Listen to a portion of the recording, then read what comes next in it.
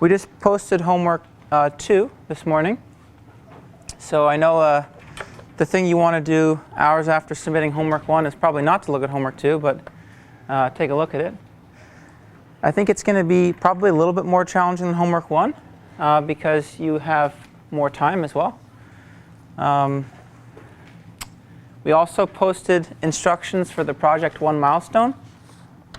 And we posted some samples of previous projects. So we pulled out an anonymized list of subset of the projects from the last offering of this course. So you can see their titles and abstracts. Your TA, Matt, also put together a list of project ideas that he thought up of, that he thought would be interesting and fun for a group to pursue. So you have both some ideas that Matt gave you, as well as some previous project samples to go off of. And of course, you can come talk to us if you're still having trouble kind of formulating a project. Or you can just submit something, because you know milestone 1 is not going to be graded for really its content, rather just for completion, and then we'll give you feedback on the content. Okay? Any questions about that?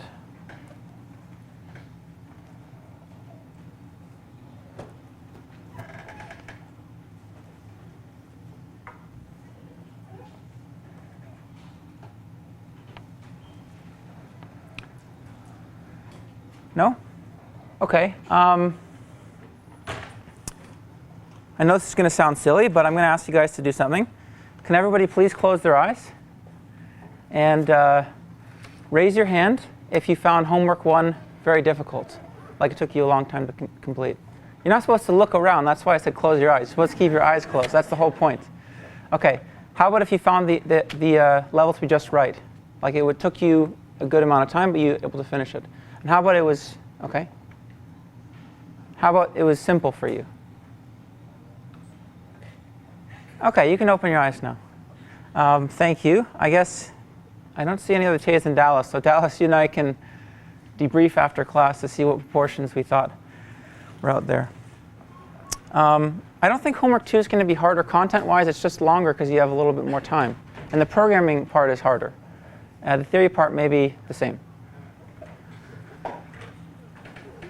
Okay, so last time we talked about gradient descent. Today on the schedule is the subgradient method, subgradients.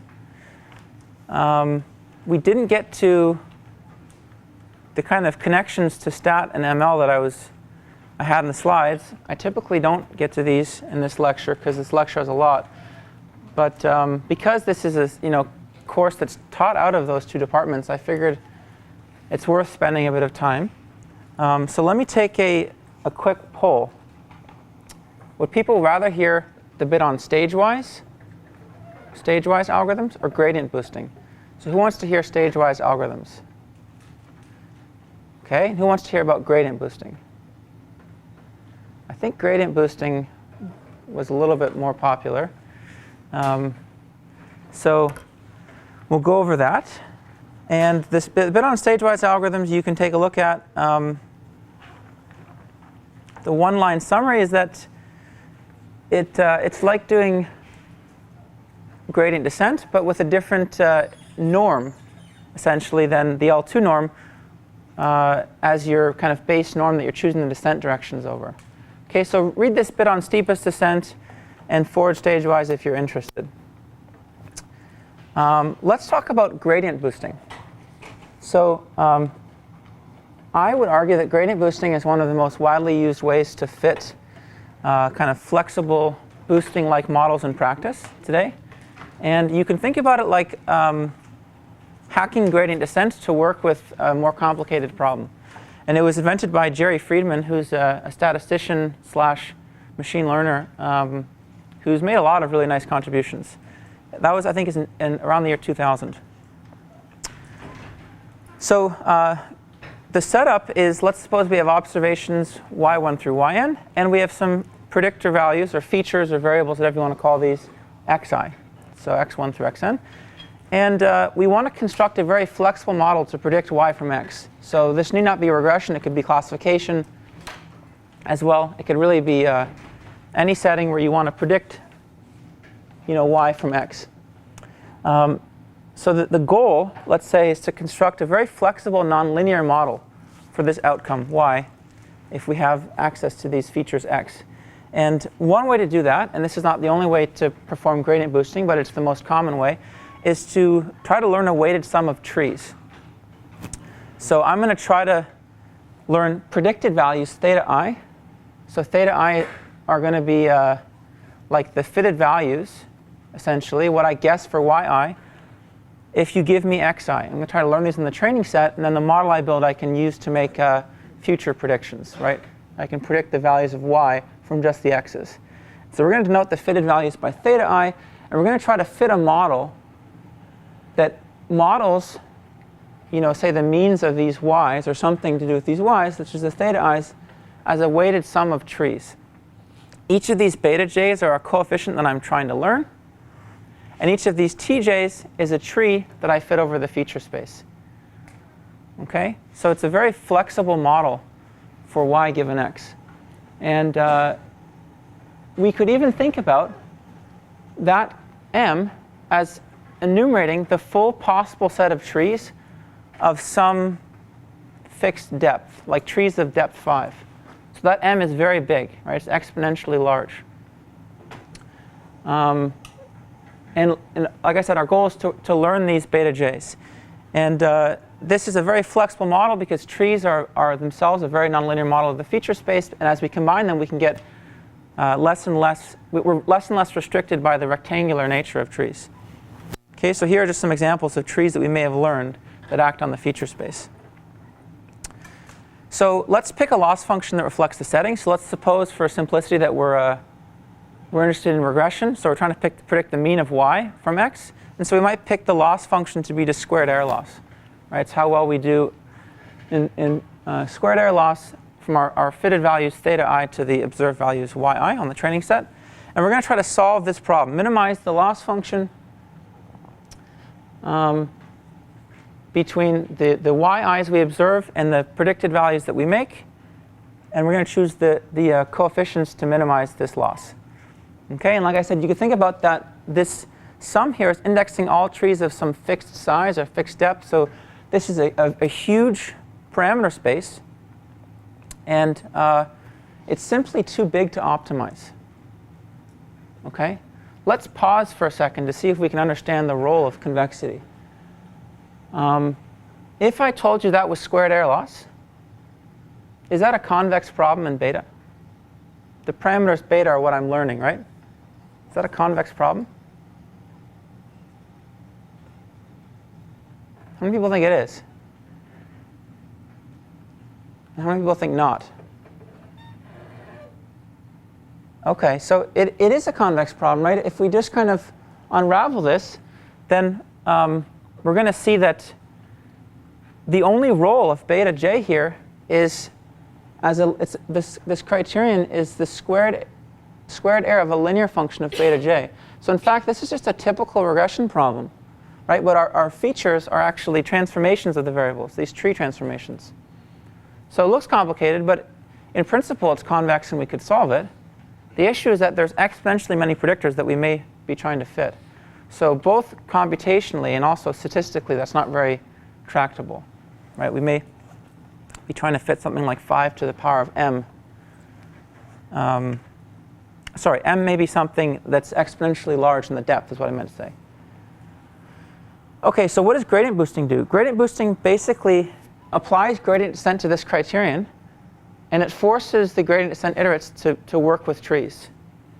OK, so you can think about it as reformulating this problem as minimize some loss function over the fitted values theta directly. Remember, each of these is a fitted value, like we might call this theta I, our prediction for the mean at xi. And we're going to add in a constraint, which says that theta must come from a sum of trees. So we're going to try to find the fitted values that minimize the loss that come from a sum of trees.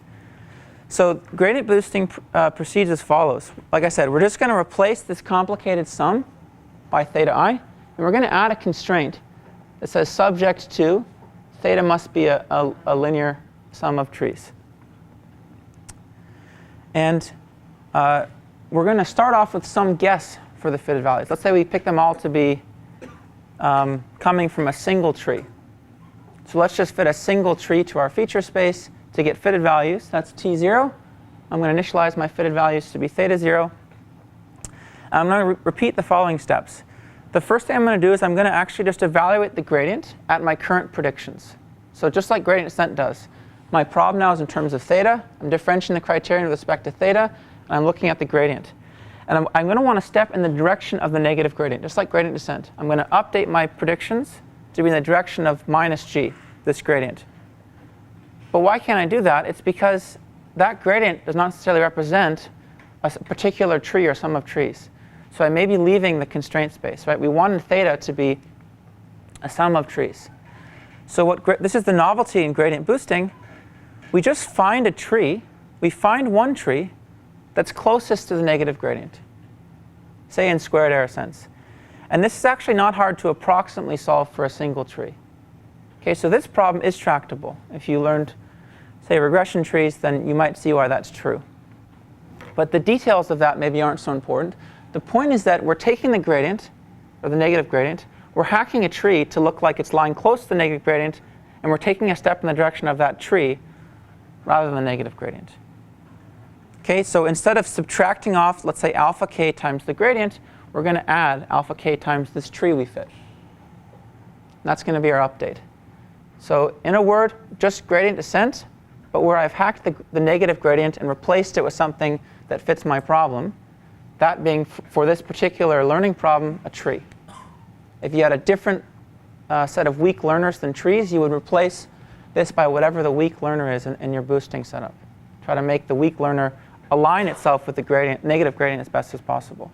So look, what we get out after, let's say, 1,000 steps is exactly a linear combination of 1,000 trees. So we've actually, we're directly aligned with what our goal was. These alpha k's are the step sizes. In gradient boosting, we typically call these the learning rate rather than a step size, but it serves the same purpose. Sometimes these are chosen greedily as well. So instead of a typical backtracking rule, we might actually pick these more greedily based on training error. Kevin? So in the previous slide, 31, why couldn't I just replace all the yi's and the xi's as a new long vector and just optimize directly on the data? So that's that. I mean, they are vectors. So there's nothing I have to replace. But why would that be hard? Let's suppose we're trying to optimize directly the betas. First of all, what happens if I told you that my feature space was of dimension p, and I wanted to look at all trees of depth 5? How big would m be, roughly?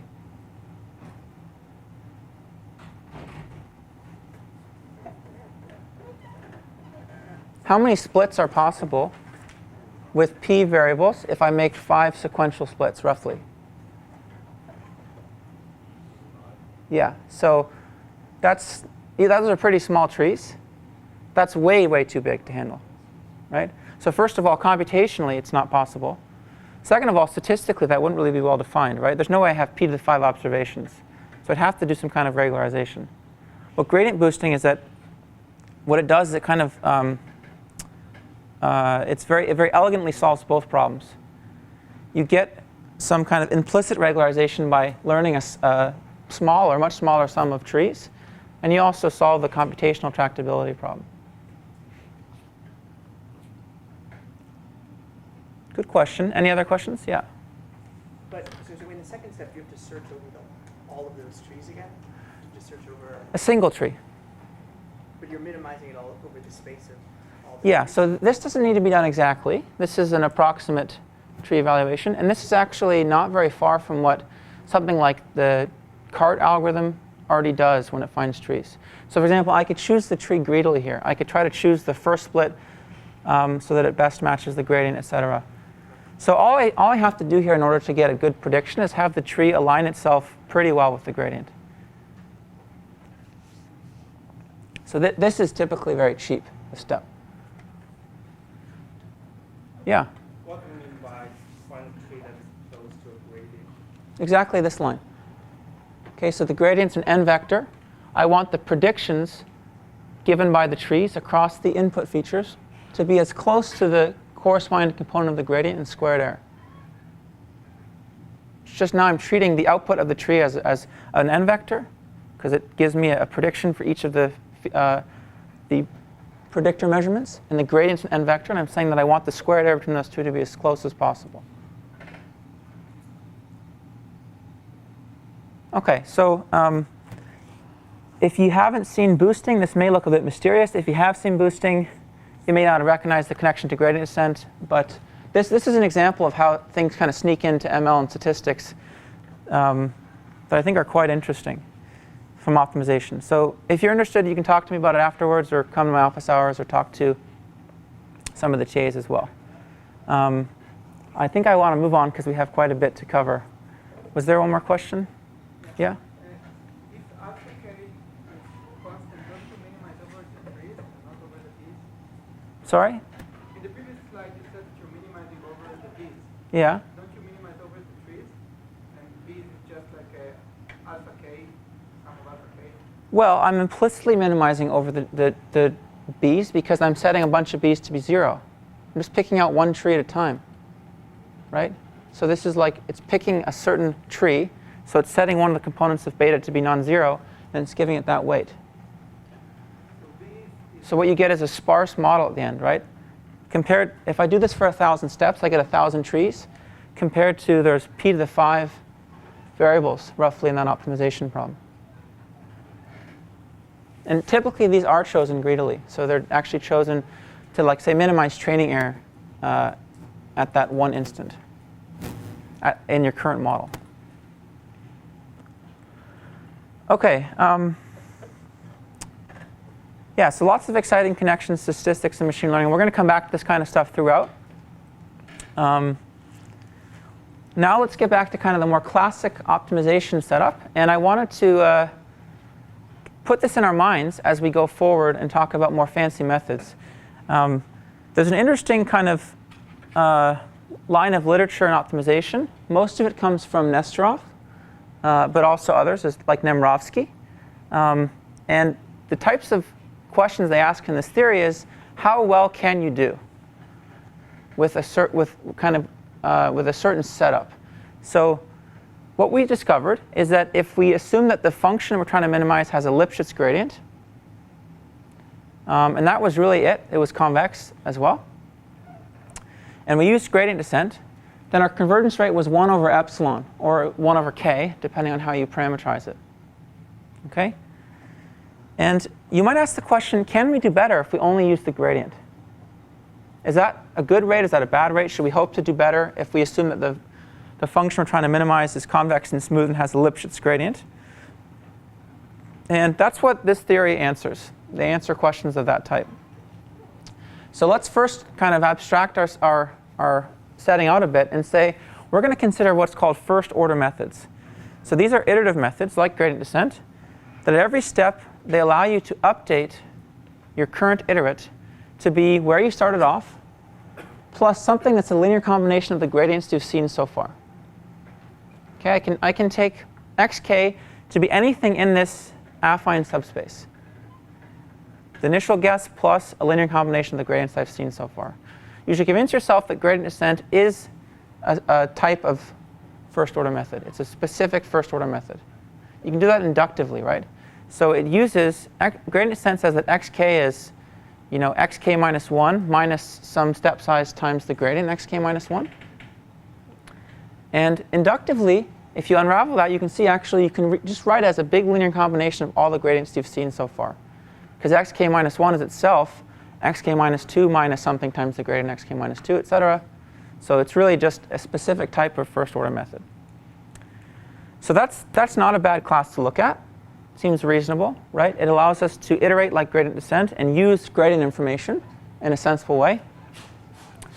And this theorem by Nesterov is actually very revealing. It says that if that's your setup, then there is a function that has, no matter where you start, there is a function that has the property that if it also is convex and smooth, has Lipschitz gradient, and has the property that if you try to minimize it with any first order method, not gradient descent, but any other method that's a first order method, that a lower bound on the distance from the optimal criterion value is where you started in terms of squared distance from the optimum solution divided by something that scales like k squared.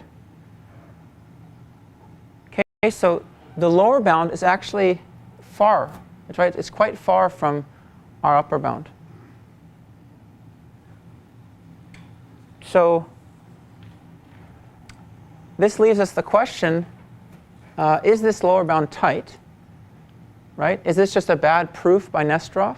Did he not, do math very carefully? Did he forget something? And here we have gradient descent achieving 1 over k. Here he tells us that a lower bound is 1 over k squared, basically. Or is there actually a first order method that achieves this rate, 1 over k squared? So the question is, can we do better? Can we actually get something that achieves this rate? And the answer is yes. There is a first order method that achieves this rate. And actually, it's much more powerful than just applying. It applies to much more than this problem class. So there's some hope, essentially, that we can do better than gradient descent. Okay? So another way of rephrasing this rate, 1 over k squared, is 1 over the square root of epsilon. So this is much faster than 1 over epsilon. Right? So again, take an example, like let's suppose I wanted an accuracy of 1 over 10 epsilon, about 1 over 10,000. You need about 1 over epsilon is about 10,000 iterations with gradient descent. But we're told that actually a lower bound is 1 over the square root of epsilon, which should be about 100 iterations. Right? So that's still a pretty big difference. And we're going to see actually there's a method called acceleration that we can apply to gradient descent that accelerates gradient descent so it achieves this faster rate with the same assumptions. So there's nothing unfair about comparing those two algorithms. OK, so an interesting kind of perspective on optimality that we'll come back to. So today we're going to talk about subgradients.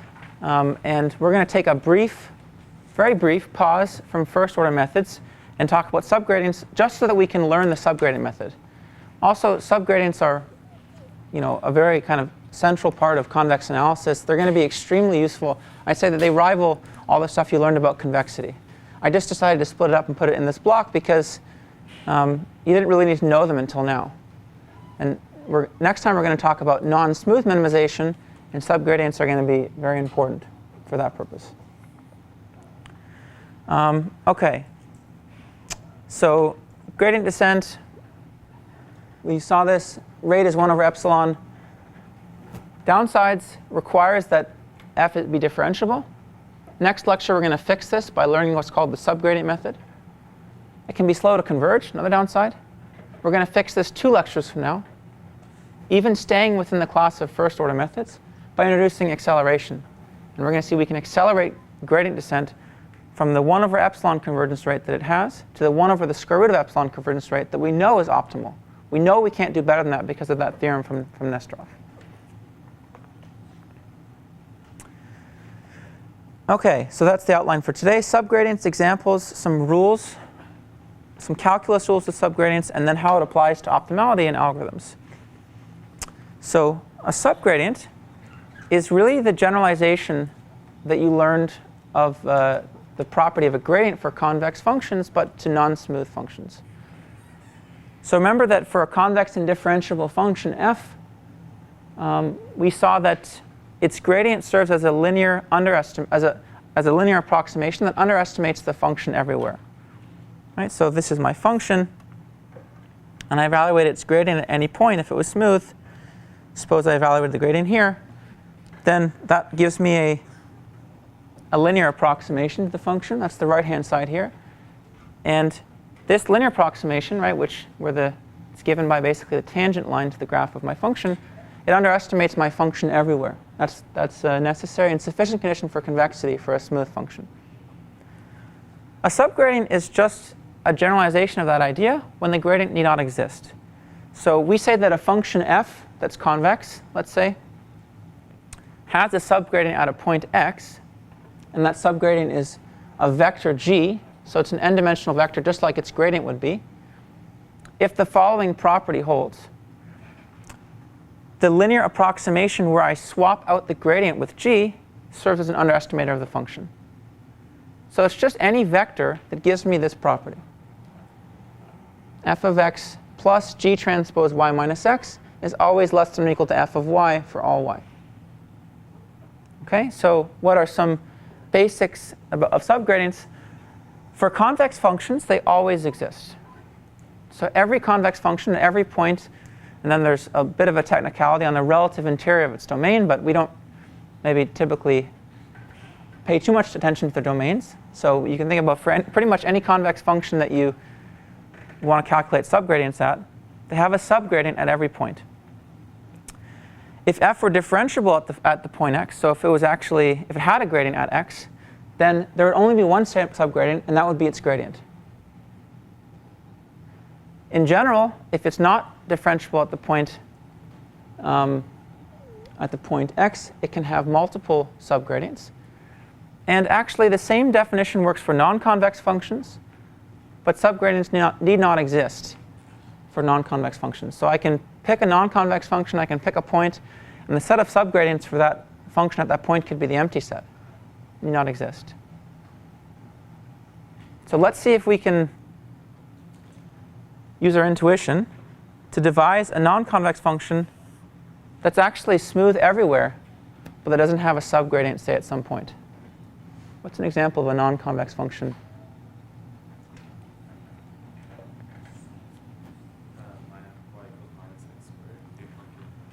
That's a perfectly good example. So non-convex, smooth everywhere, has no subgradients, right, at any point.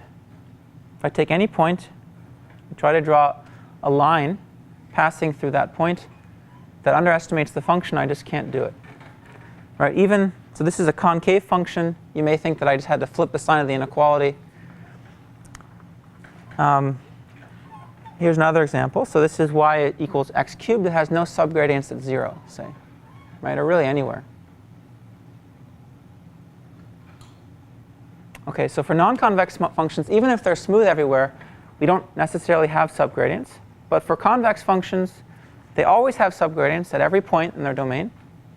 And if they're smooth at a point, there's only one subgradient, and that's the gradient. I know it doesn't really matter because we're not looking at non-convex functions, but could you consider it a subgradient if it under-approximates the function in some neighborhood? Or That's a good question.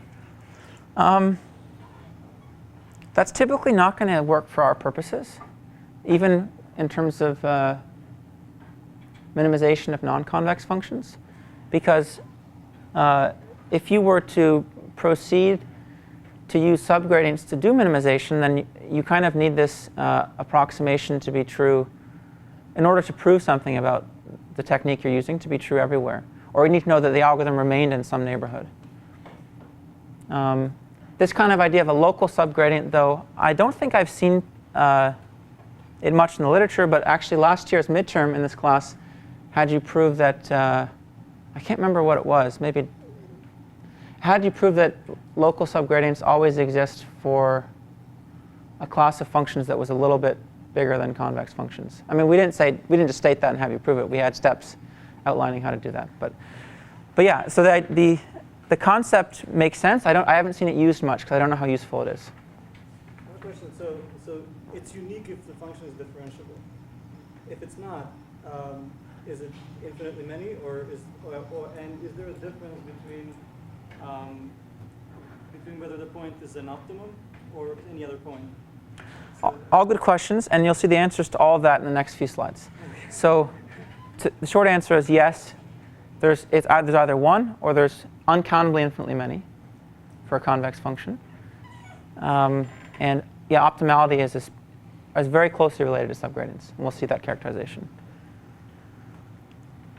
So I think it helps to see some examples of subgradients for non-smooth functions. Because for smooth functions, they're just gradients. There's actually only one, like we learned, and it's a gradient. So let's consider a few functions. So the absolute value of x. If I query this function at a point that's strictly positive, the subgradient is just going to be equal to its gradient or its derivative because it's one-dimensional, and that's 1. And if x is strictly negative, the subgradient can only ever be -1, right? That's the only slope of a line, of a tangent line, that underestimates the function. Can't choose anything else. At 0, it has interesting subgradients. So the set is not just, doesn't just contain one point. And these are all of the slopes of tangent lines that passing through 0 that give us an underestimator of the absolute value function. And you can see that at 0, the subgradient is any element of the interval -1, 1. You can just see that from the picture, right? If I were to draw a line passing through 0, and I gave it a slope of anything between -1 and 1, it's going to underestimate the absolute value function. Okay, so those are the subgradients of absolute value of x at 0. How about the 2 norm? Let's consider now a little harder function. So going from Rn to R, and the function is just the 2 norm of its argument of x. So if x is not 0, then this function is differentiable, right? You guys can just write out, if you want, this 2 norm explicitly in terms of what it means. Take the gradient. You'll see that the gradient is just x over the 2 norm, right? So it's the generalization of the square root of x, but to many dimensions. Okay, so when x is not equal to 0, it's smooth. That's its gradient, so that's actually its unique subgradient. You can see that from that picture, right? It's kind of smooth away from 0. This is the picture of the 2 norm of x, and just in 2 dimensions. At 0, it's not smooth, right? This gradient's not necessarily well defined. And the subgradient is actually going to be any element of the L2 ball of norm 1. Okay, so you can see this directly from the definition. We can actually use Cauchy-Schwarz right here in the definition to prove that. Okay, so let's just do that so we can practice using the definition. So we want to prove that the L2 norm of y is bigger than or equal to the L2 norm of x, but we're querying x at 0, plus g transpose y minus x, but again, x is 0, so it's just g transpose y for all y. So subgradients of the 2 norm at x equals 0 are vectors g that satisfy this inequality. Right, but we can actually just say from what we know about Cauchy-Schwarz and when it's tight, that this tells us that if g has this property, then it's going to be a subgradient. So that was one way to see that from the definition. Subgradients of norms, we're going to see there's actually kind of a nice recipe for computing them in general. So we don't have to use the definition once we see that recipe.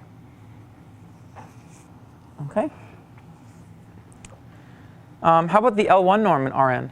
So the L1 norm in Rn is non-smooth along any coordinate axis, not just at the origin, like the L2 norm, which again you can see from this picture. And the subgradients basically just break up into the subgradients of, say, the absolute value function, but applied to each component, each dimension. And again, we'll see a rule that kind of informs us about this behavior in general later on when we talk about the calculus of subgradients. But you could go right from the definition to prove this one, and I'll leave that up to you guys. And you could see that if I query the L1 norm at a point x and I ask for its subgradients, then I can actually just think about that problem component-wise and say that the subgradient is any vector with this property. If xi is not equal to 0, then the ith component of the subgradient, gi, is uniquely determined, and it's just equal to the sine of xi. Okay, it's just like the absolute value function in one dimension. If the ith component of the query point x is 0, then the ith component of the subgradient is not uniquely determined, and it's just anything in between -1 and 1. Okay, so really just what we saw for the absolute value function, but applied component-wise. So I think pictures would also help to be drawn here to kind of inform you about the relationship between this gi and the slope of the tangent line, say, along the ith component. Or you could use the definition. Either one's perfectly fine. And a last example before we I think this is the last one, before we build our way up with some more theory of subgradients, is just taking the maximum between two convex smooth functions that go from Rn to R. So this picture shows you two smooth convex functions that go from R to R. It's probably easiest to think about that case. So I have f1 and f2, and I'm going to define my function f to be the pointwise maximum of f1 and f2. Okay, so when n is 1, just looking at univariate functions, it's this picture. Suppose I've taken two functions and I've taken a pointwise maximum that gives me this solid curve. What are the subgradients of this function f? First of all, what are the subgradients of f1 and f2? We know what they are at every point because they're smooth. They're just the gradients. Right? So that's not nothing complicated there. F is a bit more complicated because it can be non-smooth at some points. Even if f1 and f2 were smooth, as you can see from this picture, the pointwise maximum of two smooth functions could be non-smooth. Like it's not differentiable, for example, at this middle kink point in that picture. So if the point x that you're asking, that you're using to query for the subgradient, if you're asking for the subgradients at a point x and f1 is bigger than f2 at x, strictly bigger, then there's a unique subgradient of this function, f, and it's just equal to the gradient of f1. Okay, so let's, for example, think that this function is f1, and this function, say, is f2. And if we're in this region where f1 is bigger than f2, because f1 is smooth, and we've said that it's actually strictly bigger than f2, then if we ask for subgradients at that point, it's clear it's just going to be the derivative of f1 in this picture. Same thing is true in reverse if f2 is strictly bigger than f1. So the subgradient at some point out here, after that kink point, that's where f2 is strictly bigger than f1. And the subgradient is just going to be the gradient of f2 at x. Okay. The tricky part, or the interesting part, is what happens when they're equal. When the two functions are equal at some point x. In that case, the subgradient is any point on the line segment that joins the gradient of f1 and f2. So remember, these are n-dimensional vectors. So the line segment join those two is a line segment in Rn. And any one of the points in that line segment serve as a valid subgradient for the function f at the point x. So let's think about that in the univariate case to help us get some intuition. What is the line segment between the gradients when n is 1? What is that? What does that mean? So first of all, the gradients when n is 1 are just derivatives, so they're just numbers. What's the line segment between two numbers mean? Set of all convex combinations of two numbers. It's just an interval, right? That's all it is. It's an interval. Right? It's the set of all, say, alpha times the derivative of f1 at x plus 1 minus alpha times the derivative of f2 at x for all alpha between 0 and 1. That's just an interval. Suppose this were smaller than this. It's the interval between f1 and f2 at x. They're derivatives. And we're telling ourselves that any point, any derivative in between that of f1 and f2 is a valid subgradient. Well, that's clear just from the picture, right? If we think about, say, the derivative of f1 at x and say f2 at x, then if I take a line segment with any slope in between those two, it's still going to underestimate the function everywhere. So that's going to give me a valid subgradient. Okay, so all of these are valid linear approximations that underestimate the function, and their slopes are anything in between the derivative of f1 and f2 at x. In Rn, it's the same story, except for we can see, if we go back to the definition, that actually the proper way of formalizing that is to say that the set of subgradients is anything in between the gradient of f1 and the gradient of f2 at x on the line segment joining them. Okay?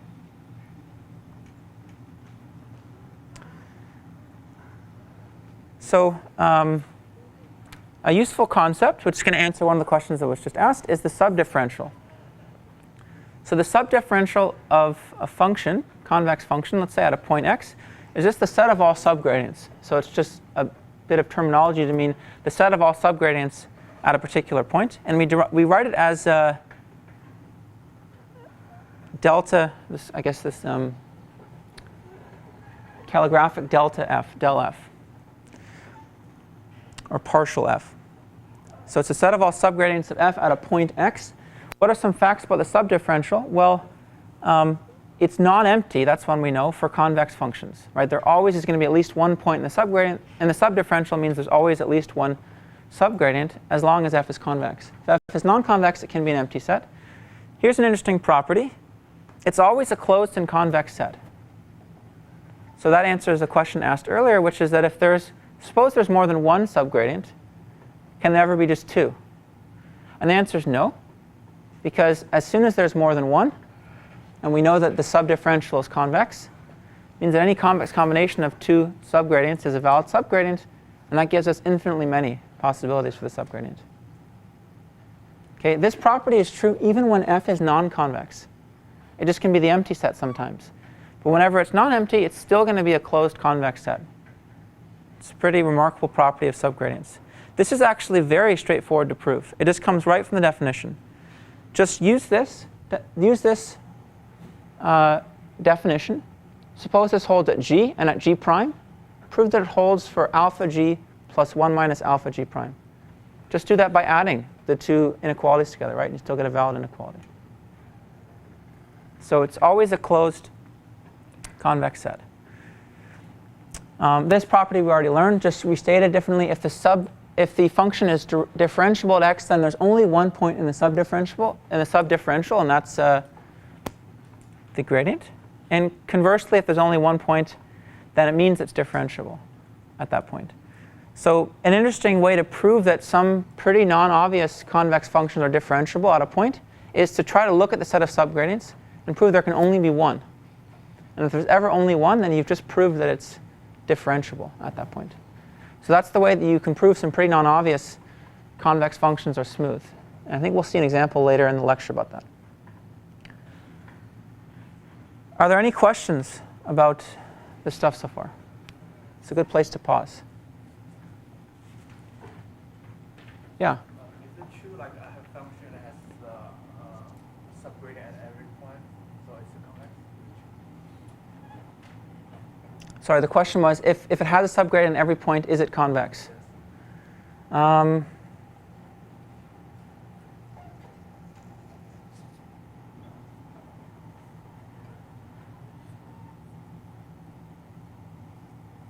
See if I can construct a counterexample. So if it only had one subgradient at every point, then it would be convex, right? Because that would be the first order condition for convexity.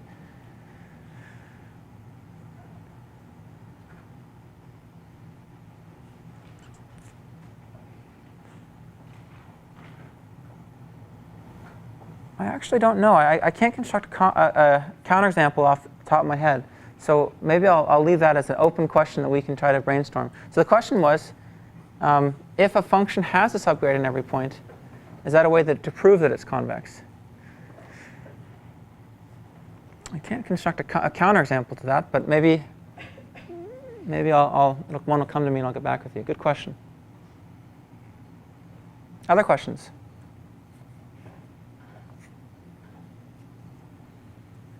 OK, let's take a quick break, and then we'll learn some calculus of subgradients.